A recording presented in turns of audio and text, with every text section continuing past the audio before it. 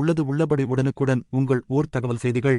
ஸ்பெஞ்சல் புயல் இன்று பிற்பகல் சென்னைக்கும் காரைக்காலுக்கும் இடையே கரையை கடக்கும் என்று தமிழக வானிலை அறிவிக்கை மையம் கூறப்பட்ட நிலையில் தற்போது பரங்கிப்பேட்டை அடுத்த புதுப்பேட்டை கடற்கரையில் கடல் சீற்றமாக காணப்படுவதாக அப்பகுதி மக்கள் கூறுகின்றனர். மேலும் இதுகுறித்து அப்பகுதி மக்களிடம் கேட்டபோது அவர்கள் கடல் சீற்றமாக உள்ளதாகவும் கடலில் அருகே இருந்த சாலை முதற்கொண்டு கடலில் அடைத்து செல்லப்பட்டதாகவும் கூறுகின்றனர்.